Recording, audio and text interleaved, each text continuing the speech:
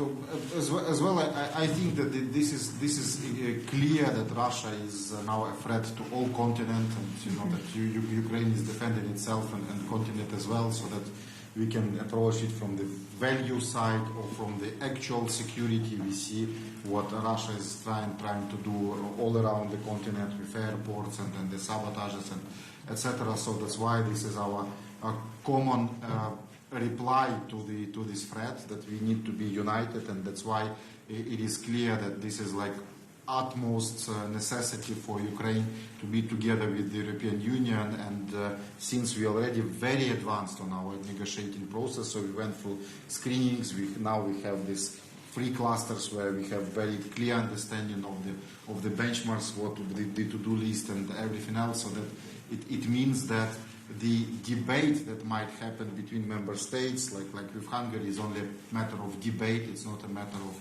vetoing, blocking, or destruction the ideas that, or the tasks that are really vital for all of us, for Ukraine and the European Union. Can I just add to that? I was really positive walking out of this meeting. We knew that there would be very many positive comments and support for the enlargement process and also this front-loading approach. But I have to say that the support we heard in the room today was even higher than I expected. It is very clear that we are 26 member countries that see a future with Ukraine in EU. It is not a matter of if, it is a matter of when. One more question, I have a question to all participants. First of all, regarding roadmaps, we have 3 or 4, how to count, roadmaps adopted by Ukrainian government. Do we expect to have some blessing from the EU side that these roadmaps are what you also perceive as part of Ukrainian job? And also, Krishna, first you referred to action plan. What is that? Is it connected somehow? And the question to Ukrainian Vice Prime Minister, your assessment, why? We do roadmaps and action plans for every candidate country, and this is then a clear action plan, what needs to be done, and we are following this thoroughly. So, and now it is clear what is about Cluster 1. It is rule of law, it is strengthening the democratic institutions, and this is very important. Regarding it is not a new plan, it is a joint statement of 2 of us, or I would say the European Commission and the government of Ukraine, on 10 points with which we put down the priorities, because it is so much to do in the whole process. It is reform agenda, it is the rule of law roadmap, and so on. So now these are the 10 points, priorities, which Ukrainian government committed to do in the next year. For instance, ensuring expanding the jurisdiction of NABO and SAPO, using the international experts, and so on. So all this will be public, and you will be able to see. So these are the priorities. So much is to do, but in the first year, this is what is most important. And the roadmaps, Ukraine adopted roadmaps, are they blessed by the EU? Of course, they are blessed. Yeah, we do this in hand in hand. One more question. Yeah, so that All the time. Sorry. All the timing. So that I think that the 3 elements that I would like to highlight. First, on the roadmaps and benchmarks. I think that we have 2 layers in the enlargement process. One is very technical, so that's these screenings, all the draft common positions, and the roadmaps are definitely part of all this machinery on Cluster 1. So that's why, and we heard today about the member states' expectations. So that's formally they call them benchmarks. Yeah, so that this is political layer. And in political layer, there is also like a hint that the roadmap should be implemented not only on substance, but also within the deadlines that are envisaged in these roadmaps. And in this political dimension, we have the requirements related to the accession as such, so the benchmarks, and we heard this, but as well the things that are very essential and core here and now in this momentum. Ukraine is going through painful structural reforms, and the most recent situation also could eventually cast a shadow about the adherence of Ukraine to anti-corruption reforms. So that's why we, together with Commission, consolidated those measures in the roadmaps that are essential here and now to ensure that we adhere to these reforms, like amendments to criminal procedure code or involvement of international experts in reforms of institutions in the criminal justice, administration of criminal justice, including NABU and SAPO. So all these things are coherent and showing that we are moving as fast as possible. So to conclude, I think that this fall, the communication from European Commission was to conclude negotiations in 2028. Yes, so it means that all our homework should be done in the next 2 years, so 24 months.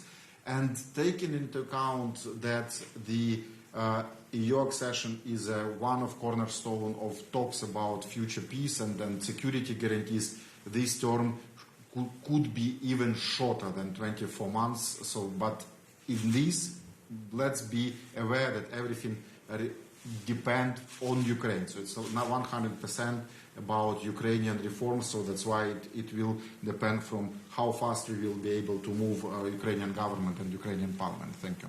Yeah, Richard, last question. Yeah.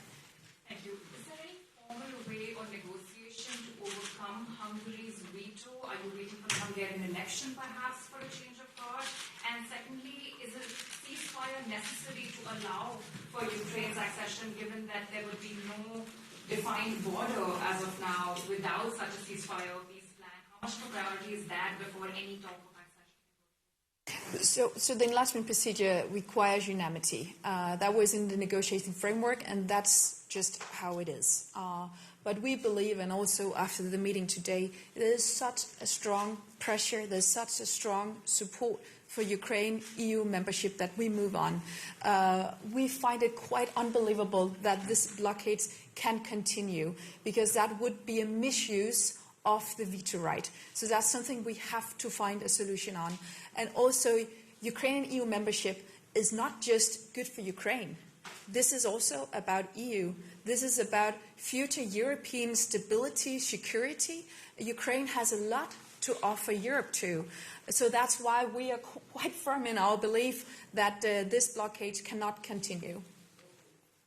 And as well on Hungarian veto, I think that we are in the constant and permanent dialogue with Hungarian government, and it looks like now we have all dimensions and all the major developments in this area indicates that Hungarian government should change its position. So first and foremost, Hungary always highlight that the Ukrainian accession directly relates to war, and we all see that the accession of Ukraine to the EU is one of the core elements to finding peace in Europe. If Hungary wants peace, that it should support us. Then the idea, as formally expressed by Hungarian government, that instead of accession there should be a strategic partnership. It also some substantive process similar to enlargement. That's why Hungary should actually change its stance on opening of negotiations.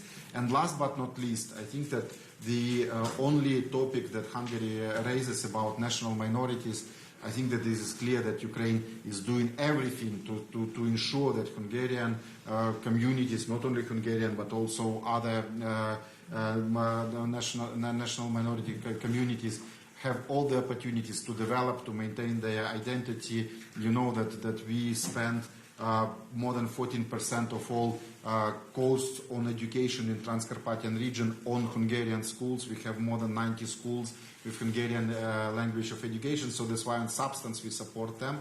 And even more, that the best way for Hungarian communities in Ukraine to maintain and develop their identity is actually to join, for Ukraine to join the European Union, and for Hungarian communities to live in one entity with no borders and no obstacles. So that's why from every perspective Hungary should change its position, and I hope that it is coming. Yeah, so that's not a long distance for this. Yeah. Thank you. One additional point is we couldn't have started with Ukraine as a candidate status without unanimity decisions, meaning that also Hungary has given a green light, so it was EU27 decision to give Ukraine a candidate status. So now we also expect that in this sense Hungary would also support. And back to the issue of minorities, I've been to Zakarpattia during my last mission in September. I was talking to the Hungarian minorities, representative minorities there, and they didn't tell me about the problems which shouldn't be solved during the accession process. This is Article 2 of the European Treaty, protecting the minorities. So, and this is what Ukraine is already doing in the action plan on minorities. So there is nothing which cannot be solved through the accession process. But blocking the process, it's not European. Thank you. Thank you, dear speakers. Thank you. The press conference is over. Thank you. All the best to you and happy holidays.